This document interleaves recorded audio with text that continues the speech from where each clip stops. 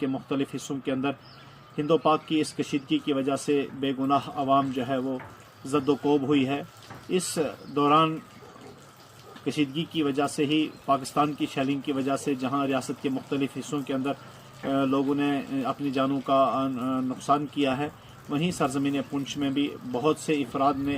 अपनी जानों को वतन अज़ीज़ पर क़ुरबान कर दिया है। हम उन तमाम ख़ानदानों के साथ इजहार ताज़ियत पेश करते हैं और जो अफराद इस शेलिंग के अंदर ज़ख्मी हैं उनके जल्द सेहतियाबी के लिए दुआ भी करते हैं। तो हमने देखा कि सिटी पुंछ के अंदर या आगे पीछे गुरुद्वारा के अंदर जहाँ काफ़ी तादाद के अंदर लोगों के मकानों का, दुकान का, दीगर साजो सामान का बड़ा नुकसान हुआ है, वहीं काफ़ी लोग जो हमारे इदारा जामिया फैज़ानुल कुरान के साथ मुंसलिक थे वो फ़िक्रमंद थे कि आखिरकार इतने नुकसान जो आगे पीछे हुआ है तो हमारे इदारे का क्या हाल है। तो अल्हम्दुलिल्लाह जामिया फैज़ानुल कुरान जो का जो सिलसिला है वो महफूज है। जुज़वी तौर पर कुछ नुकसानात हुए हैं, जैसे हमारे इदारा के ग्रिल्स को जो है वहाँ पर कुछ शेल लगे हैं और एक रूम है हमारा इदारे का, उस रूम की दीवार को शेल लगने की वजह से जो है वो वहाँ पर नुकसान पहुँचा है। तो मस्जिद शरीफ के कुछ शीशे वगैरह हैं वो टूटे हैं। तो फिर अल्लाह का शुक्र एहसान है कि बहुत बड़े नुकसान से हम लोग महफूज रहे हैं। हम तो अल्लाह के हुज़ूर दुआ करते हैं कि अल्लाह पाक करे ये अमन हमेशा कायम रहे। ये जो इस वक्त हिंदो पाक की ने बाहमी इस वक्त जो सीज़ फायर का जो सिलसिला रखा है, अल्लाह करे ये इसी तरह कायम रहे। इसलिए कि जंग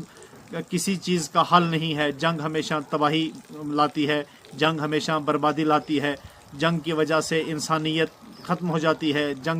जंग जब शुरू हो जाती है तो फिर उठने वाला निशाना, उठने वाला बारूद वो किसी रंग व नस्ल को नहीं देखता है, बल्कि इंसानियत तार तार होती है। हम ये उम्मीद रखेंगे हुकाम बाला तक भी कि जहाँ तक मुमकिन है दोनों ममालिक के सरबराहान अपना जो है वो बड़े किरदार पर अपना इसके अंदर फ़ैसला करें और गरीब आवाम जो ख़ास करके बॉर्डरों पर आवाम जो बस रही है उन आवाम का ख्याल करते हुए हर वो रास्ता चुनें जिसके अंदर अमन हो, जिसके अंदर सुकून हो, जिसके अंदर ये रियाया, ये पब्लिक, ये आपकी है, ये पब्लिक की वजह से इंशाल्लाह ये मुल्क बहुत अजीम मुल्क है। तो हम ये उम्मीद करते हैं कि आने वाले वक्त के अंदर हर उस रास्ते पर ज़रूर गौर किया जाएगा जो रास्ता अमन का रास्ता होगा, सलामती का रास्ता होगा। आप सब हजरात अपना भी ख्याल रखिएगा, अपनों का भी ख्याल रखिएगा।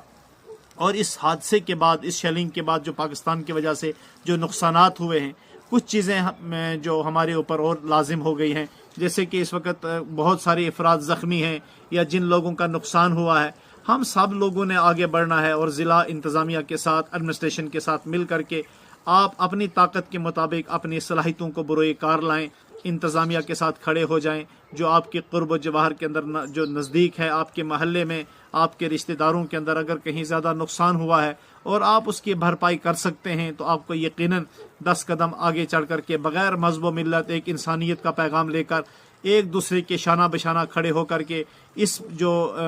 दर्द की जो इस वक्त घड़ी है इससे हमें बाहर निकलना होगा और अपना